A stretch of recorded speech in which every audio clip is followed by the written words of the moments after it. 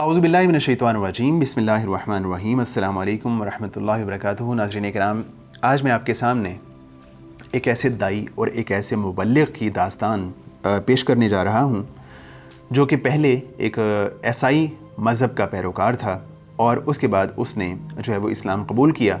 न सिर्फ इस्लाम कबूल किया बल्कि उसने अपनी ज़िंदगी को इस्लाम की दावत के लिए वक्फ़ कर दिया और इस वक्त वो जो है वो पूरी दुनिया में दावत का काम बहुत जो है वो तंदही के साथ और बहुत ही अच्छे अंदाज में कर रहे हैं। और इन साहिब का नाम, इन मुबल्लिग़ का नाम यूसुफ़ ओक है, जिनका ताल्लुक़ लंदन से था। और इनकी जो स्टोरी है, इस्लाम कबूल करने की दास्तान है, वो यूँ है और इसका तज़किरा उन्होंने ख़ुद किया। वो कहते हैं कि जो है वो मैं मैनचेस्टर यूनाइटेड लंदन में स्टेडियम में काम करता था और इसी क्लब के साथ उनकी कोई काम करने की ज़िम्मेदारी थी। वो कहते हैं कि एक रोज़ मैं जो है वो काम में बिज़ी था उस स्टेडियम के अंदर, तो मुझे वहाँ से एक कुरान का नुस्ख़ा मिला।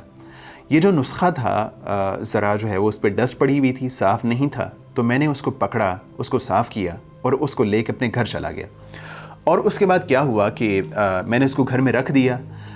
मेरी बीवी को, अहलिया को पता चला कि मैंने कुरान का नुस्ख़ा घर में रखा है, तो वो मुझे कहने लगी कि मैं इस नुस्खे को बाहर फेंक दूंगी या बाहर फेंक देती हूँ।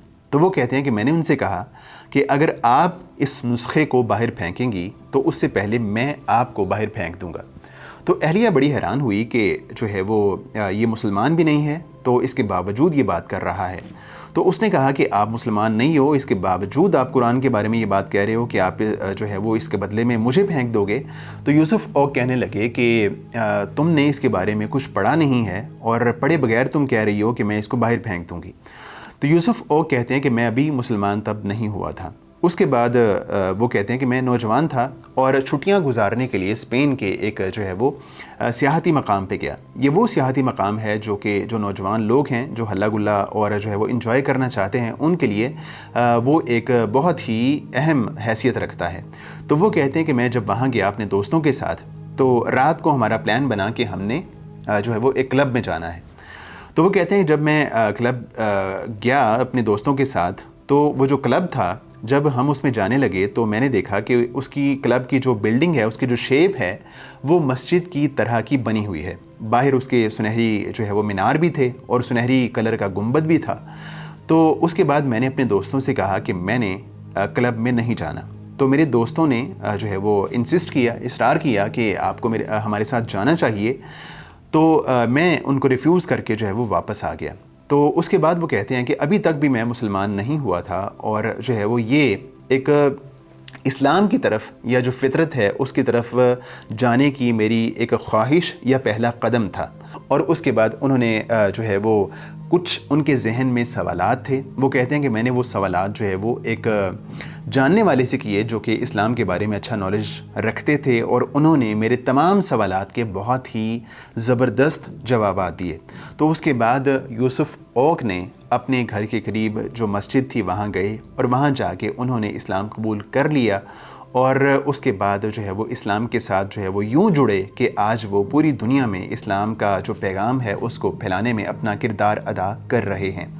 तो इस सारी दास्तान में जो हमारे लिए मैसेज और जो पैगाम है वो ये है कि पूरी दुनिया में चाहे एक शख्स मुसलमान हो या ना हो, अल्लाह ताला ने इस्लाम को इंसान की फ़ितरत के अंदर रखा हुआ है। अल्लाह के रसूल अलैहिस्सलातु वस्सलाम इरशाद फरमाते हैं कि कुल्लु मौलूदिन यूलदु अलल फ़ितरा फ़अबवाहु युहव्विदानिही औ युनस्सिरानिही औ युमज्जिसानिही। जितने भी बच्चे पैदा होते हैं वो सारे फ़ितरत इस्लाम पे पैदा होते हैं, तौहीद पे पैदा होते हैं। लेकिन उसके बाद क्या होता है कि जो उनके पेरेंट्स होते हैं वो उनको या यहूदी बना देते हैं या मजूसी बना देते हैं या ईसाई बना देते हैं। तो जो तौहीद है, इस्लाम है, हर एक बच्चे के, हर एक इंसान की फ़ितरत में मौजूद होता है। तो ज़रूरत इस बात की होती है कि हर एक शख्स अपनी उस आवाज़ को, अपनी उस फ़ितरत को महसूस करे, उस आवाज़ को सुनने की कोशिश करे। जो शख्स उस आवाज़ पे कान लगाएगा, अल्लाह ताला उसको तौफ़ीक देगा कि वो एक दिन इस्लाम की तरफ आ जाएगा, चाहे उसके पेरेंट्स ने, उनके माँ बाप ने उनको जो भी मज़हब जो है, जिस भी मज़हब में उनकी परवरिश की हो। तो ऐसे में उसके बाद जो हम मुसलमान हैं उनके लिए भी इस सारी दास्तान में एक पैगाम है, वो ये कि हिदायत का मिलना یہ اللہ تعالیٰ کی بہت بڑی بلیسنگ ہے، ایک بہت ہی پریشس چیز ہے ہدایت کا ملنا۔ اللہ تعالیٰ نے جب قرآن نازل کیا اور اس کی شروعات سورہ فاتحہ سے ہوتی ہے، تو سورہ فاتحہ میں ہم اللہ تعالیٰ سے جو پہلی آیات ہیں اللہ تعالیٰ کی حمد و ثنا بیان کرتے ہیں۔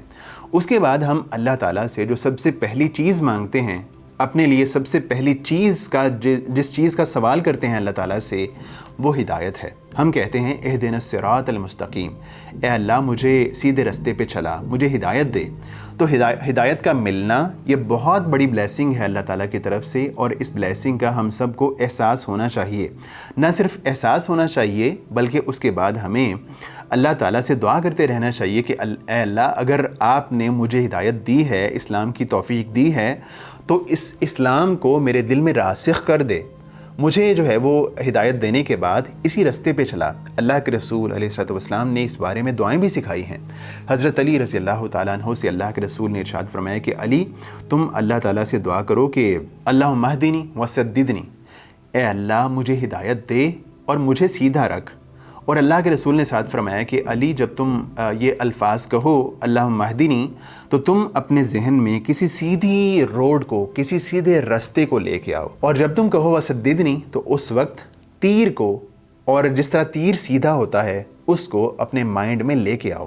یعنی جب تم نے اللہ تعالیٰ سے ہدایت کی دعا کرنی ہے تو سیدھے راستے کو، اور جب تم نے کہنا ہے کہ مجھے سیدھے راستے پہ باقی رکھ، تو تم نے تیر کو جو ہے وہ اپنے ذہن میں لے کے آنا ہے۔ جس طرح تیر سیدھا ہوتا ہے اللہ تعالیٰ مجھے بھی اس طرح سیدھا کر دے۔ ایک شخص اللہ تعالیٰ سے یہ دعا کرتا رہے کہ ربنا لا تزغ قلوبنا بعد اذ ہدیتنا وہب لنا من لدنک رحمۃ انک انت الوہاب۔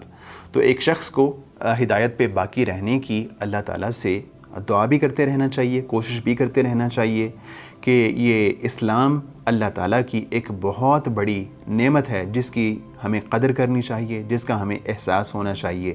وآخر دعوانا ان الحمد للہ رب العالمین۔